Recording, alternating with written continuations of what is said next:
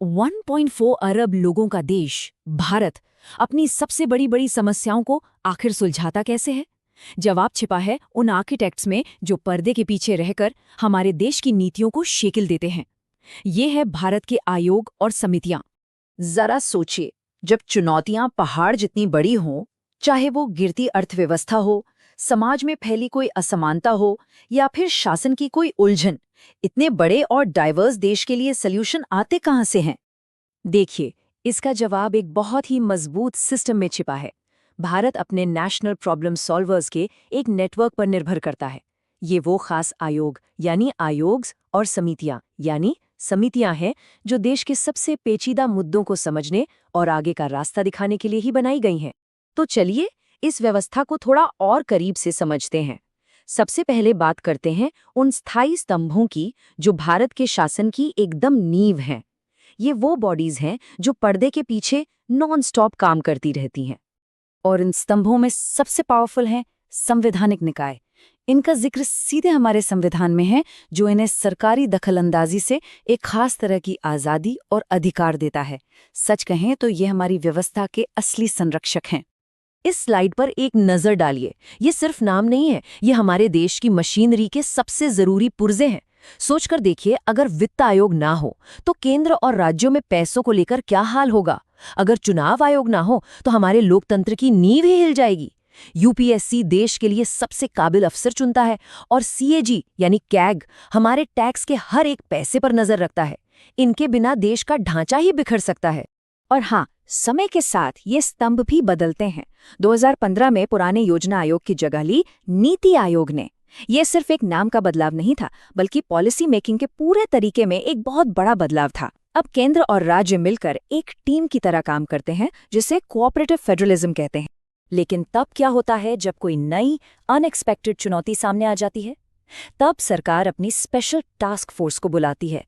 ये अक्सर टेम्पररी समितियां होती हैं जो देश की कुछ सबसे बड़ी चुनौतियों से निपटने के लिए बनाई जाती हैं, खासकर अर्थव्यवस्था के मैदान में। भारत की इकोनॉमिक हिस्ट्री पर इन समितियों की बहुत गहरी छाप है। योजना आयोग ने दशकों तक 5 ईयर प्लान्स के जरिए विकास का रास्ता दिखाया, तो वहीं सुखमय चक्रवर्ती समिति जैसी समितियों ने देश की मॉनेटरी पॉलिसी को दिशा दी। लेकिन एक समिति ऐसी है जिसका असर आज हम सबके जेब पर सीधा महसूस होता है। वो है विजय केलकर समिति।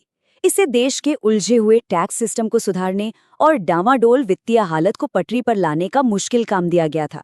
इनकी सिफारिशें सिर्फ सुधार नहीं थी, बल्कि क्रांतिकारी थी, और इन्होंने एक ऐसे बदलाव की नींव रखी जो पूरे देश की अर्थव्यवस्था को बदलने वाला था।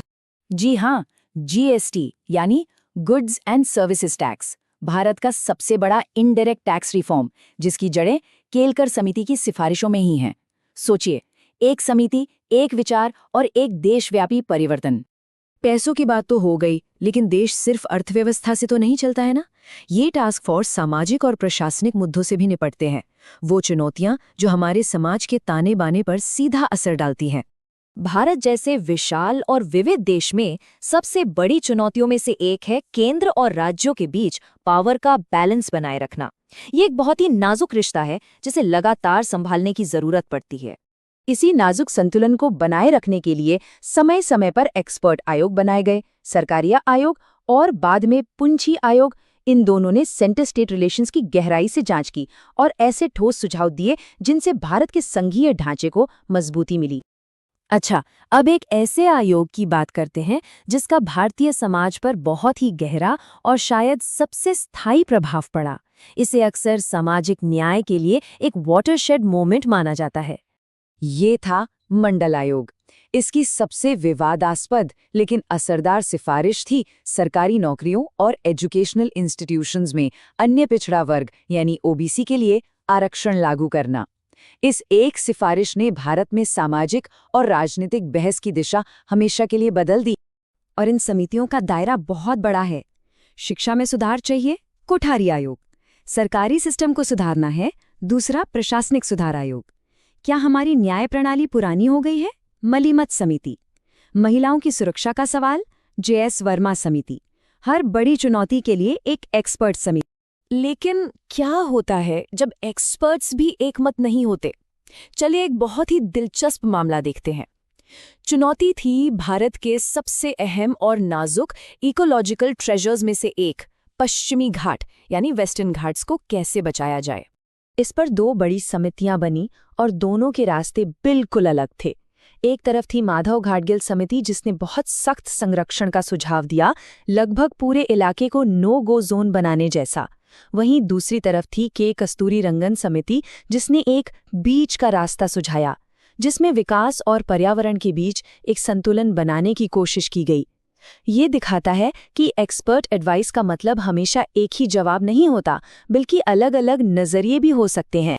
तो इन सभी उदाहरणों के बाद सबसे बड़ा सवाल ये है कि ये आयोग और समितियां आखिर इतनी जरूरी क्यों हैं? एक लोकतंत्र में इनका असली रोल क्या है? संक्षेप में कहें तो इनके 3 सबसे बड़े काम हैं। पहला, ये राजनीति के शोर शराबे से दूर, बिना किसी पक्षपात के एक्सपर्ट एडवाइस देते हैं। दूसरा, ये जीएसटी या ओबीसी आरक्षण जैसे बड़े राष्ट्रीय सुधारों के पीछे की असली दिमागी ताकत होते हैं।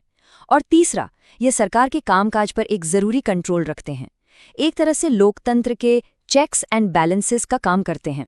तो अब ये सवाल सोचना लाजमी है कि जैसे जैसे भारत आगे बढ़ रहा है और क्लाइमेट चेंज, आर्टिफिशियल इंटेलिजेंस और तेजी से बढ़ते शहरों जैसी नई चुनौतियों का सामना कर रहा है, हमें भविष्य में किन नए एक्सपर्ट निकायों की जरूरत पड़ेगी? भारत के अगले निर्माता कौन होंगे? इस बारे में सोच